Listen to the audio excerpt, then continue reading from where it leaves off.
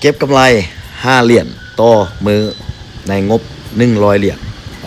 เรามาต่อกันทุกคนมาต่อกัน EP นี้จะเป็น EP ที่8แล้วนะทุกคนเนาะซึ่งว่าซูซี่ก็ได้พักพรไปเป็นเวลา2มื้อที่บ่ได้เชียดก็คือเป็นมื้อวันอาทิตย์กับมื้อวันจันทร์เนาะว่าซูซี่บ่มีเวลาก็บ่ได้เข้ามาเชียดบ่ได้อัดคลิปทุกคนเบิ่งซึ่งว่ารอบที่แล้วเนาะ EP ที่แล้วเขาก็เชียดได้มากำไรอยู่ที่ 0.95 เหรียญเนาะซึ่งว่าในการที่ว่าจะเอากำไร5เหรียญเขาต้องเชียด6รอบนะทุกคนก็คือเชียดรอบนึงนี่ชนะหมายนึงเราหยุดเนาะชนะหมายนึงเราหยุดแต่เวลาที่เข้ามาปุ๊บนี่เขาจะบ่ฟาวออเดอร์เลยชื่อคำซูซี่ไปเนาะปุ๊บเนี่ยเข้ามาเปลี่ยนเนาะเงินตัวนี้เปลี่ยนให้มันเหลือ1เหรียญซะก่อนครับเจ้าจะเชียดแบบคุณเงินเนาะเจ้าจะมี1,000เหรียญก็จะมี10,000เหรียญก็จะถ้าเจ้าจะมีโอกาสในการแก้มือในการหักล้างหลายขึ้นเขาต้องออกไป1เหรียญหมายแรกเนาะ1เหรียญเสมอคาราพาดเลยค่อยๆคูณขึ้นไปเนาะให้มันหักล้างเดียวสมมุติว่าพลาด1เหรียญซูซี่ไป2เหรียญเนาะถ้าพลาด2เหรียญไป4เหรียญถ้าพลาด4เหรียญก็ไป9เหรียญเนาะเวลาที่เราไปวินไมค์คูณเงินน่ะมันจะหักล้างตัวที่เราเสียไปเนาะเราก็สร้างกำไรกลับมาอีกน้อยนึงเนาะแต่ก็บ่เป็นเลยเพราะว่าเราตั้งเป้ากำไรไปชัดเจนเลยเด้ถ้าเราวินไมค์นึงเราก็จะหยุดเนาะก็มาสังเกตเบิ่งโซนตลาดโซนนี้เหรียญ BNB ก็กำลังงามเนาะกำลังงามแต่ว่าซูซี่ก็จะมาเชียด BNB กันเลยซึ่งว่าในการเชียดนั้นก็คือเก่าเนาะบ่ได้วิเคราะห์เลยยุ่งยากวุ่นวายเป็นแท่งสีเขียวก็ตามซื้อขึ้นไปเลยว่าใช้เทคนิคตามแท่งเยียนเนาะทุกคนมาสังเกตเบิ่งเขาตลาดนิ่งๆเนี่ยจะเริ่มเข้าเลยเนาะโอเคออเดอร์แรกออกไปแล้วเนาะก็พับเงินเป็น2เหรียญถ้าว่าพลาดเอาก็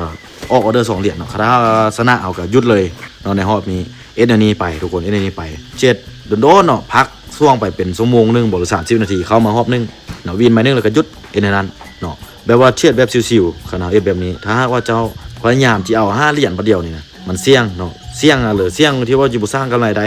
นอกจากว่าจิบุสร้างกำไรได้แล้วมันยังเสี่ยงที่เราแบบล้างพอดหรือว่าสูญเสียเงินทุนของเราไปเนาะเพราะฉะนั้นอันนี้เราต้องได้เบิ่งดีๆอยู่ในตลาดดนเชียดหลายบ่หมายความว่าจะได้หลายเด้อทุกคนเด้อมันเสี่ยงหลายด้วยซ้ำเลยก็ได้เนาะที่ว่าเจเดตัวเองบ่เสี่ยงเอาตัวเองออกจากจุดที่แบบมันเสี่ยงหลายเกินไปเนาะเอาตัวเองไปอยู่จุดที่แบบ